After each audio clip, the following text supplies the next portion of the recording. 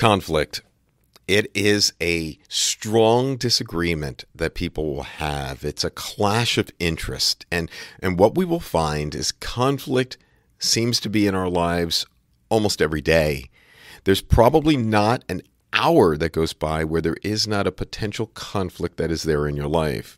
And conflict often comes from the fact that you desire something and somebody else desires something different. Conflict can happen while you're driving on the road. Conflict can happen as you're walking in a store. Conflict can happen at work or at home.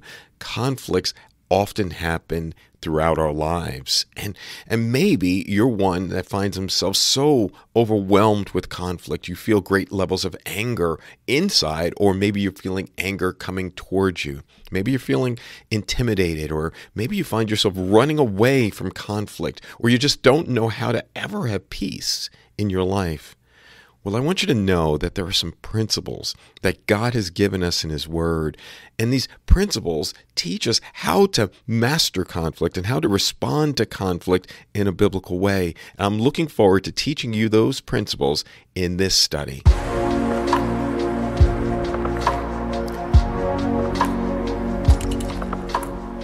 Hello, everyone. My name is James Long, Jr., and I am looking forward to having this opportunity to talk to you today. I'm a pastor, board-certified professional counselor, a university professor, and I love tackling some of life's biggest questions, and I'm passionate about helping people to find God's solutions to life's problems. So I want you to think about that as we look at this same topic today. I want to help people experience the joy of forgiveness and freedom found in the person and work of Jesus Christ alone. I help people where pain from their past or their presence is influencing their perspective on life. And what do? I teach them about a person, that's Christ, principles and promises, that's the Word, and then I give them a pathway for change so that they may have peace, hope, and joy in their lives. So I want to think about that as we look at this topic area of conflict. So as I said, conflict is a disagreement or a clash of interest, and these problems oftentimes cannot be avoided in your life. You will find yourself in conflict even when you don't want it. And one of the ways to master conflict well is to recognize where is it coming from and what can we do in a biblical way to deal with it. And what we find is oftentimes in a relationship, people will try to get on top of one another, one up or one down. I win, you lose. You know, that kind of mindset. And in that kind of mindset, they don't really care much about how their anger may hurt other people. They may not care much about how they are treating other people. They just want to win. And they entrench in their perspective and their desires. And there's no sense of really yielding to the other person. But there are other people, on the other hand, that tend to be more passive and compliant. And when they want to try to end a conflict, they want to end a conflict as quickly as possible. So they'll just give in to the argument, and it doesn't even matter. And what I'll tell you is that either way, it doesn't lead to real peace in your relationship. It doesn't lead to real healing in your relationship. And perhaps you're struggling with conflict, and maybe you've done some studies on anger or communication, or maybe you've gone through forgiveness studies. We'll talk a whole lot about those in the upcoming weeks. And what I want to do is I want to teach you a principle about how to master conflict. I want you to think of this passage in Philippians chapter 2, and it says this in verses 3 and 4, "Do nothing from selfish ambition or conceit, but in humility count others more significant than yourselves. Let each of you look not only to his own interests, but also to the interests of others." And I want you to think about that passage. What it's saying is this: it's not wrong for you to want to do things on your own interest and want to try to make sure that you are having your interest and desires met as well. But what it's saying is that you should also be looking out for the interest of others. Our lives should not be dominated by self or ambition or conceit, but it really should be based on humility. And if you go on a little bit further in that passage, verse 5 will immediately pick up about the role and the model of Jesus Christ, how he humbled himself and took on a human body, and he humbled himself and put himself under the law, and he humbled himself by going to the cross, and that it was in that humility that his Father exalted him by raising him from the dead, rising him to a place where every knee will bow and every tongue will confess that Jesus Christ is Lord. And Scripture tells us, he who humbles themselves will be exalted, but he who exalts themselves will be humbled. So in a relationship, in order to deal with conflict, one of the first principles is to make sure that we are not selfish, not conceited, but we are humble, that we know our interest, but also are looking and eager to serve other people so that they could see their interest occur as well. In this passage in Matthew chapter 7, verse 12, it says, "So whatever you wish that others would do to you, do also to them. For this is the law and the prophets." And so what Jesus is saying in the Sermon on the Mount is this: I want you to treat people, in essence, the way you would want to be treated. Well, how many times do you treat people the way you would want to be treated? Oftentimes in counseling, I'll say, how would you feel if you were in your wife's shoes? Or how would you feel if you were in your husband's shoes? What I'm trying to do is to help people to see a sense of empathy, to share in someone else's experience or their emotions. I want to help them communicate well so that they can share information well. And I want them to understand what other people are feeling. And so that they would come to a place where they understand that they may need to seek forgiveness and seek reconciliation with a person. Okay, so now I wanted to talk to you about this concept of conflicts. And I want to teach you this great principle. It was given to us by Sande and from Peacemaker Ministries. And I love this principle. Sande loves these acrostics. I like that as well. And he uses these acrostics to kind of help us to teach principles of how we can deal with conflict. And he has this principle. It's called the pause principle. And what happens is that when these problems happen in your life, conflict and other things, and they can be avoided by applying biblical truths like those found in Matthew 5:9, just a little bit earlier. It says, "Blessed are the peacemakers, for they shall be called sons of God." Or in Matthew 18, verses 15 through 17, it says this: "If your brother sins against you, go and tell him his fault just between you and him alone. If he listens, you have gained your brother." Love that. So if you go to them and they listen, you've gained your brother. But if he does not listen, take one or two along with you, that every charge may be established by the evidence of 2 to 3 witnesses. If he refuses to listen to them, tell it to the church. And if he refuses to listen even to the church, let him be to you as a Gentile or a tax collector. And what it does is it gives us the principles of how we deal with conflict. You go to them one-on-one. And oftentimes, if you just go one-on-one with them, and if you have a heart of grace and gratitude and love and truth, and you speak truth with them in love, hopefully that would open the door for reconciliation where you can gain your brother. Sometimes you need to bring 1 or 2 other people along, and that's where I serve as a role as a counselor or mentor at times where I've been called into relationships to help people. That is so important to bring about a level of mutual peace. Romans chapter 14, verse 19 says this: "So then let us pursue what makes for peace and mutual upbuilding." That it's something that we should be pursuing in our lives. I love this passage in Galatians chapter 6, verses 1 and 2. It says, "Brothers, if anyone is caught in a transgression, you who are spiritual," okay, watch that, "should restore him in a spirit of gentleness. Keep watching yourself lest you be tempted. Bear one another's burdens and so fulfill the law of Christ." That we show that we love Christ if we show love to others, and we help people who are caught in transgressions and caught in some type of sin. We do this in a way to restore them. We restore them gently. We make sure that we're humble, making sure that we keep watching ourselves. And what we are called to do is to bear one another's burdens. How about one more passage in 1 Peter chapter 3, verse 9? It says this: "Do not repay evil for evil or reviling for reviling, but on the contrary bless. For to this you are called, that you may obtain a blessing." Okay, so let's get to the pause principle. Now, this pause principle, once again, was given to us by Ken Sande, and maybe you're familiar with him. He has written some really great books. He wrote a book, The Peacemaker, decades ago. He also wrote a study called Resolving Everyday Conflict. We've used that in our church many times.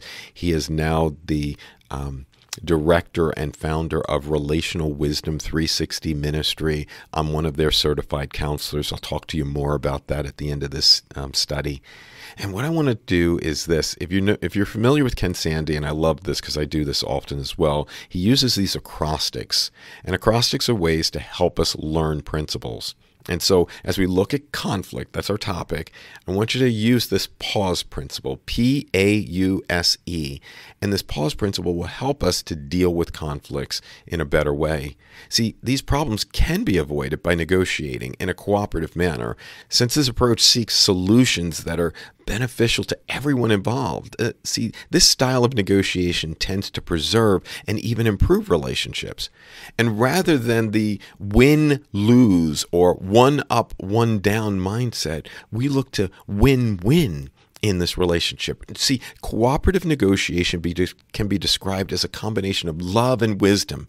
This loving and wise process generally involves 5 basic steps, and that's what we call the pause principle.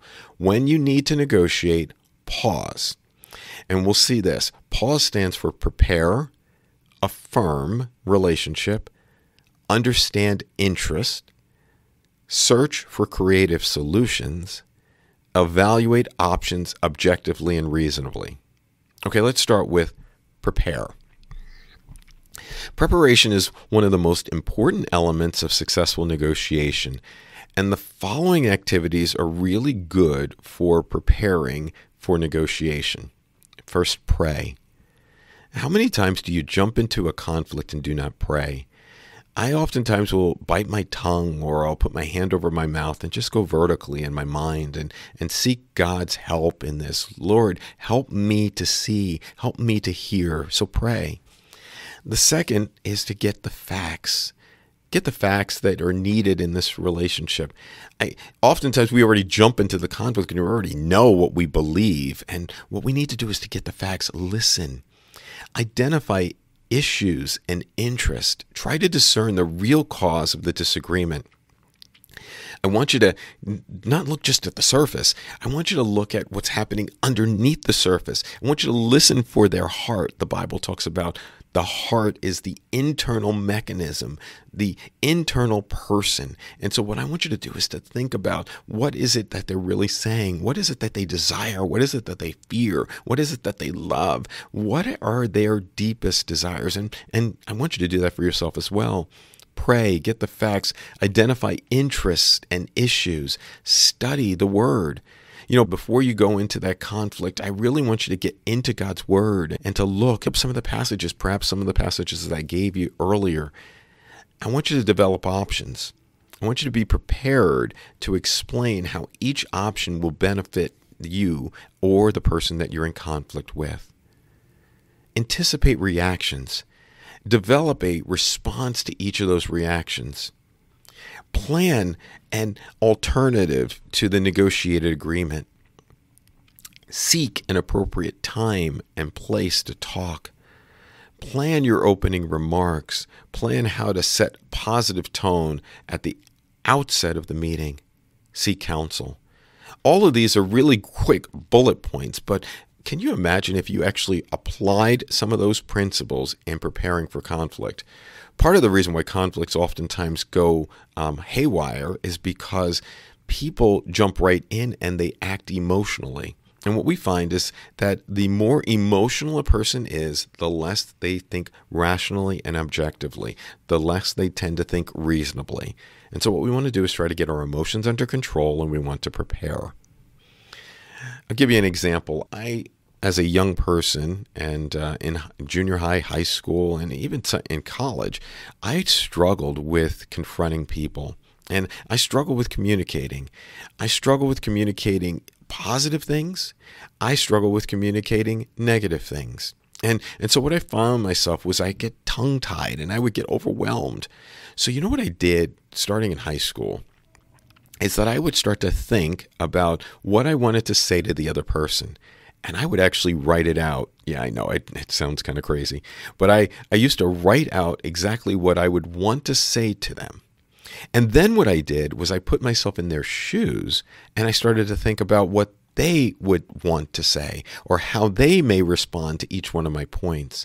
And in doing that, I was going into those meetings prepared, whether it was a really positive conversation that I wanted to share with this person or a more negative or difficult conversation. I would go in preparing, and it so helped me with my conflicts, and I think it's helping me even today. So I want you to prepare.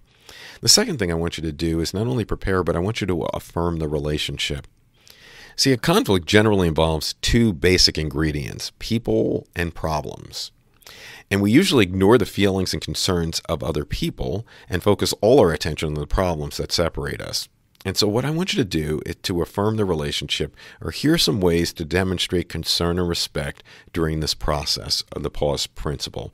I want you to communicate in a courteous manner. This is so important. I want you to watch the words that you share. So now you've been doing that in the preparation stage, but I want you to even think about the tone in which you do it. I want you to think about the nonverbals that you display. I really want you to be very careful about how you communicate. Communicate in a courteous manner. I want you to spend time on personal issues. Deal with the personal offenses and frustrations as soon as possible, because personal issues have this way of morphing and they tend to metastasize and they tend to grow. And what we want to try to deal with is deal with those personal issues quickly. Submit yourself to authority. I want you to put yourself under authority, and whether that's pastoral authority, counseling authority, maybe it's your parent, maybe it's a boss, I want you to put yourself under authority. Earnestly seek to understand. Make it your aim. In conflict, we oftentimes want to be understood. We need to be, on the other hand, earnestly seeking to understand what the other person is saying. Look out for the interest of others. When you look out for them and then you also communicate those interests to them, they actually feel that you care about them. It's really helpful. Address sin in a gracious manner. As we see the Lord Jesus Christ, he was called a man full of grace and full of truth. And when we address sin, we have to speak truth, but when we address it, we should be speaking it in a loving and gracious way. Another way to affirm the relationship is to allow face saving. In this way, what we don't want to do is to back a person into a corner. Don't back them into a corner so that they are shamed. Allow them some wiggle room to get out. That doesn't mean that we minimize sin. It doesn't mean that we don't deal with truth. But what it does is that we affirm them by not trying to shame them or demean them or devalue them. Allow them the opportunity to save face. And give praise and thanks. Thank you so much for meeting with me.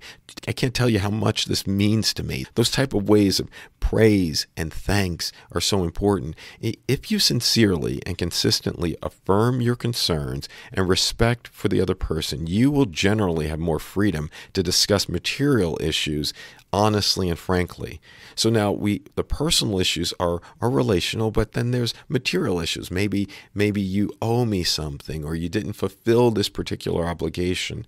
When we show great interest with other people, what we'll find is that this person may be more open to have those conversations. Okay, so we prepare in advance. Affirm the relationship. You is to understand interests. In order to identify interests, it's important to understand how they differ from issues and positions. An issue is an identifiable and concrete question that must be addressed in order to reach some type of agreement. A position is a desired outcome or definable perspective on the issue. An interest is what motivates us. It's a concern, a desire, a need, a limitation, or something of a personal value. Interests provide the basis for the position. Positions are usually incompatible. One person's desired result often conflicts with another person's desired result. Therefore, we should focus on interest, since when people focus on interests rather than positions, it's usually easier for us to develop acceptable solutions. The more you fully understand and look for the other person's interest, the more persuasive and effective you can be in negotiating an agreement. Before you attempt to understand the interest of other people, it is wise to make a list of your own interest. You should include everything that is of value to you and that might be motivating to you in this particular situation and list them in the priority order. And so during this time of pause and negotiation, it is helpful to get each side's interest in the open. And then it sets a positive tone for drawing attention to similar interest in areas of agreement. Once you and the other party understand each other's interests, you can redefine and set priorities for issues that will need to be resolved in order to reach agreement. Place the easiest issues at the beginning of the list. You should see some positive results more quickly by focusing on these first. This tends to encourage cooperation and build momentum as you move on to the more difficult issues. S. Search for creative solutions. Now, the fourth step in this pause principle is to search for solutions that will satisfy as many of the interests as possible. Everyone should be encouraged to mention any idea that comes to mind. Avoid the assumption that there's only one answer to your problem. The best solution may involve a combination of several options. And by focusing on shared interest and developing the options that provide mutual gain, you can create incentives for agreement on the more difficult points of contention. And as you identify possible solutions that seem wise to you, you should explain how these solutions would benefit the other person as well. Search for creative solutions. So we have the pause principle: prepare in advance, affirm the relationship, understand the interests, search for creative solutions, and now the last one, E. Evaluate. This is so important. Evaluate options objectively and reasonably so you can reach the best possible agreement. Instead of relying on your own personal option, insist on the objective criteria to evaluate the options before you. You should always make every effort to negotiate in a reasonable manner. Listen carefully to the other person's concerns and their suggestions. Show respect to them and value them. Value their interests. Continue to put yourself in the other person's shoes and try to see things from their perspective. Whenever you see this other person trying to put pressure on you, move the discussion in a more objective way, back to the objective principles. And throughout your discussion, treat the other person as you would want to be treated. Your agreement should cover at least some of these issues that I will close with. And oftentimes it's helpful to put these things in writing to prevent misunderstandings and subsequent disputes on details. What issues were resolved? What actions will be taken? Who is responsible for each action? Dates by which each action should be completed? When and how the results of the agreement will be reviewed. So let's go back to the beginning. So many people are in conflict today, and conflict happens in many different ways. And we talked about anger, we talked about disagreement, we talked about this one up, one down perspective. I win, you lose. And we talked about that sometimes people get to a point where they just don't care very much about how their anger and demands hurt other people. And other people care probably way too much, and they don't ever think about putting their beliefs and their values out there. And I pray that this pause principle will help you as you go through your times of struggle. And I told you earlier that there's some really helpful tools. If you go to our website, jameslongjr.org, jameslongjr.org, we have some really great resources at that site. I am so excited about what we've been able to come up with for you. There are podcasts, there are courses, there's a library of information. We have counseling through the Word, we have blogs, we have book reviews, we have free checklists, and we offer a number of different services, some counseling services, and then also, as I mentioned before, I am a certified instructor for Ken Sande's Relational Wisdom 360. And relational wisdom is this wonderful opportunity to teach people principles from God's Word about how they can have better relationships. And you ever wonder why some people have closer families than others, or thrive in school or the workplace, or excel in conflict resolution? You know, these people all share something in common: strong relational wisdom. And relational wisdom is just the ability to have strong relationships and reduce conflict and harness their emotions, and equipping them to help others in godly ways. And I love the opportunity to do a relational wisdom and to teach it. I teach it personally. I teach it in groups. And I'd love the opportunity to be able to teach you as well. So that's also there at the site. If you want to learn more about how to turn conflicts into opportunities, we can teach you as well. So please jump over to our website, jameslongjr.org. If this has been helpful to you, I would really love it if you would subscribe to our channel and then hit the bell notification so that you can be aware of new videos that come out. We also have podcasts. I would love it if you can go to your podcast provider and find us, Lessons for Life with James Long Jr., and subscribe to those as well. I'm looking forward to seeing what God is going to do in and through your life. Blessings, everyone. Take care.